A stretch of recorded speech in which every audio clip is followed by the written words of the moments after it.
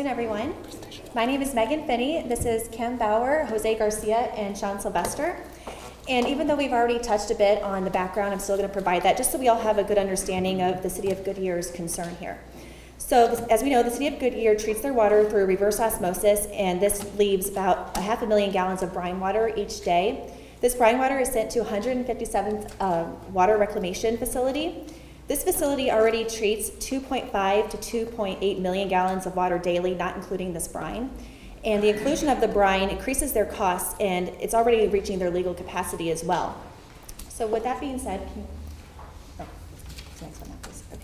With that being said, we were tasked with providing the City of Goodyear with a sustainable and economically feasible solution and use for their brine. Our key objective was to provide a solution that does not compromise the City of Goodyear's facility, while creating an economic advantage that is environmentally safe. We researched this by testing different elements to observe their reactions. We also researched online and evaluated different case studies and scientific research.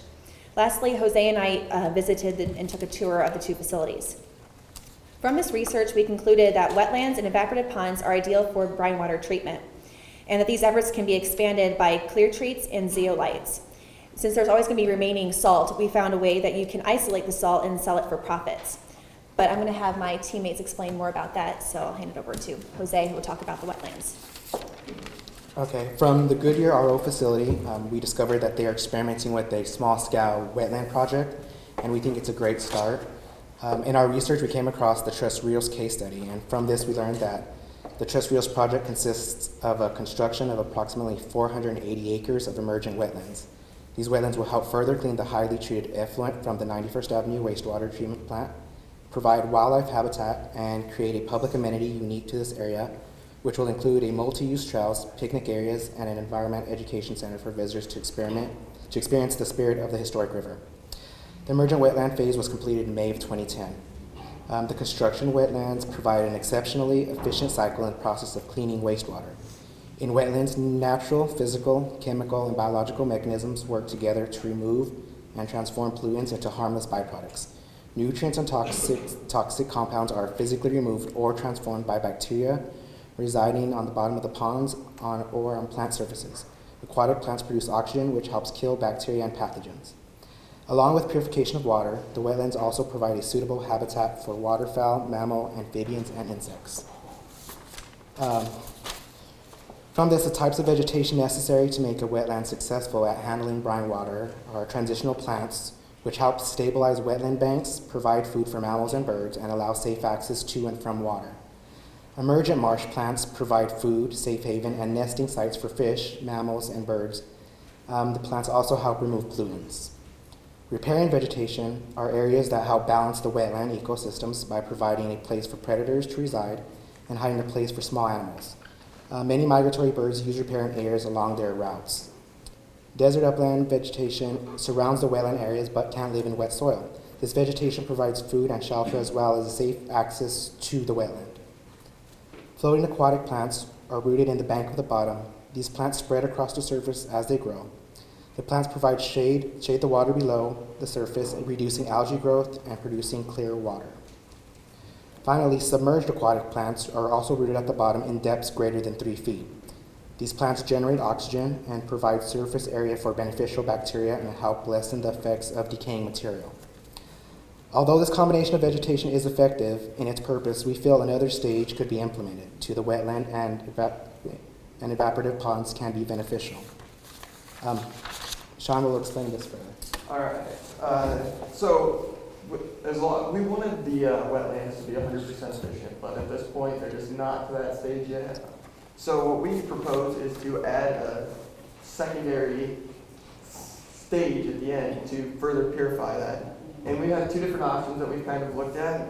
One is zeolites, and I'm going to pass around some. You can look at them. They're natural aluminosilicate, so they form from ancient volcanoes getting into fresh water, and as they got buried and produce a cave structure, and they can be chemically altered, and there's a loose ion of sodium primarily, and you can strip that out, and that point becomes a negatively charged area, and different contaminants connect to that point basically.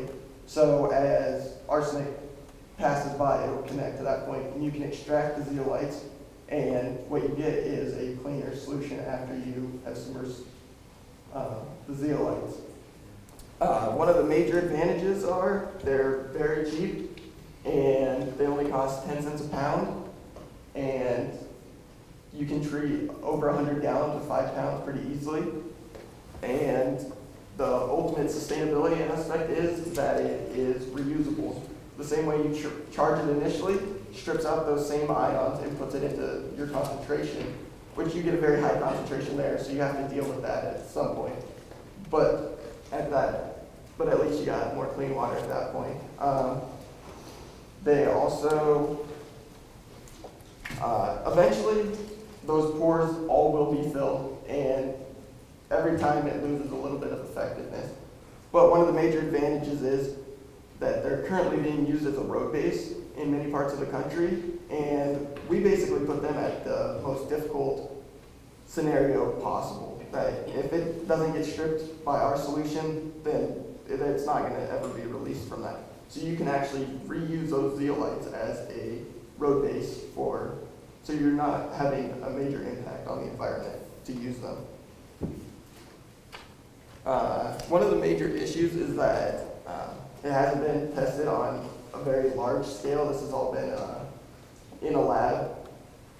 So on a grand scale, it's hard to determine how everything's going to react. Is it going to react the exact same, different, what contaminants are available? And our other solution is a clear treat, which is ironically, is almost the same exact chemical structure and formed the same way, except the only difference is that was formed when there was high pressure. These are formed when there's very low pressure. And what these are is a bentonite with a additive. Depending on what the additive is, it will bind to different contaminants, making it more dense. That more dense material will go to the bottom, where it will be trapped in the into the bentonite structure. And the bentonite structure is like sheets of paper stacked on top of each other. So it beds in between them and will not be released. So you run your water, you treat it, you can collect that sludge and you can dispose of it in a landfill. And so some of the drawbacks to this is that we don't know exactly how much water or the exact concentrations of what we're going to treat. Hopefully, we have a very, very low concentration because it went through the wetlands, so we won't have to use very much of our chemical, and we'll get it, in lab tests, we've proven that we can get it below the EPA standards, so you could release it to anywhere you want to, basically. And we don't really know how many gallons we can treat at this point, and if Goodyear is planning on expanding, and there's going to be more than 500,000 gallons, how much or how big of a facility do we need to build in order to treat that amount of water for the future, rather than just thinking, okay, we're at 500,000 gallons now, we want to be able to say we can do 1 million gallons or 1.5 million gallons, so we're not just pigeonholing ourselves to the status quo right this second, and we can build on it in the future. And so a totally different option, go away from all of what I just said. We can go to evaporative ponds, which everybody else has mentioned. The advantages they've all said also. It uses the solar heat and gets rid of all the moisture, leaving you with the sand, salts at the bottom. But the problem is that most of these salts still have contaminants in it. So if you ran a process such as the clear treats before you ran, you can actually create clear treats that attack specific contaminants. So if you just need the arsenic in, but you want to leave the calcium, you can make a clear treat that will just get the arsenic and put it into your mud. So then we can actually collect those salts, and we're not going to have as much of a damage on the environment when we go to use them. But the difference is, if you want to switch the page, We actually suggest that you use a Benomat, which is a blanket basically that you can lay down, and it's got two sheets of plastic on top and bottom, or you can add a more solid top. That way when you walk out across it, you're not going through it, with a bentonite center, which bentonite, when it gets wet, it actually, those sheets of paper will swell and not let water pass. So you're not going to get the leaching that other options would give you. Also, it can last for 100 years, I read too, and that you don't need anyone to come in and install it for you. It's extremely simple, so you don't have to pay for any of that extra cost there. And we were saying that back with the clear treat and the zeolites, as well as this, you can collect the salt too, and that can be used on roads for snow and things like that. You can sell it to Flagstaff or, well, anywhere locally, or you can go further with that, and that would be a good profit for you as well.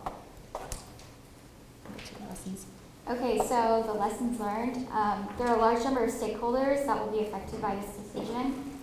Some of the stakeholders, citizens, can benefit by wetlands through education centers. And upon research, we have found that there are no perfect solution for this issue. And basically found that there's no perfect solution at this point, which I think all of the groups have kind of touched on. But if you just pull from each of the solutions that we've suggested, you have a much more efficient solution.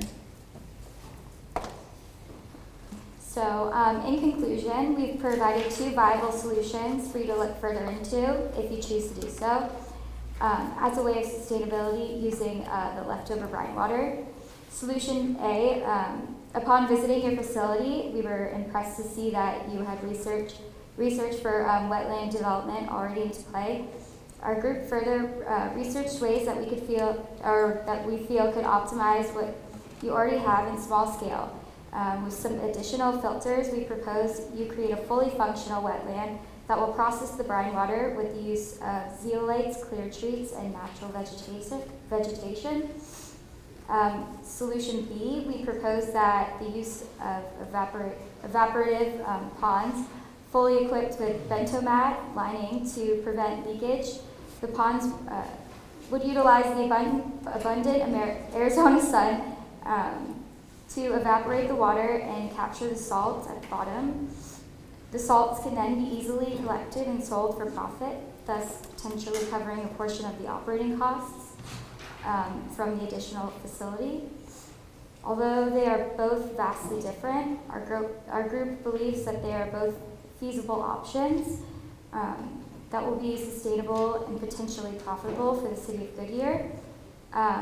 We did research other options, and upon researching them further, we feel that these 2 are the best fit. Now that we presented our 2 solutions, do you have any questions or comments?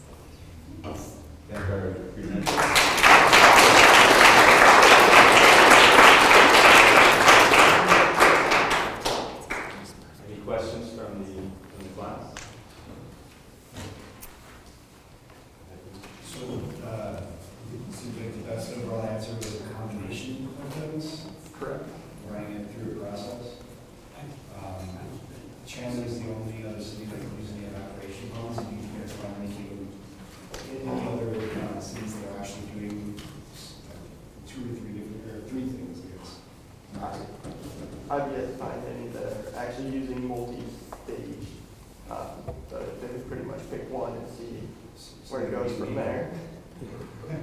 Everything's pretty much still under opinion, basically, because there's no definitive proof that this is the best option. Because if there was that answer, these guys wouldn't be sitting here today asking us what the best solution is. They'd be doing it already. That could be questioned. So don't downgrade yourself. Really, this is what we're here for the young minds to create and to delve into this. So it could be. Any other questions? So I had one final question. So I wasn't quite clear in using the city zeolites with the wetlands. This is treating the water before they enter? No, so it'd be the very last stage in the process. So we would let it go through the whole wetlands and then basically have a small facility. There's no real energy required with them, so you can form very small filtration plants basically. And what we would try to do is just reduce everything below the EPA limits because it doesn't pick and choose. Basically all of the ion could be selected from that solution, reducing all the concentrations to hopefully below the EPA limit at that point. So then if you had these mini plants, how do you filter the zeolites back out? Basically, you use a very thin, like I've personally built like inline ones, and what you do for those ones is basically use the scrubbers because water can pass through those, but the zeolites are big enough that You pull it out. like my response basically.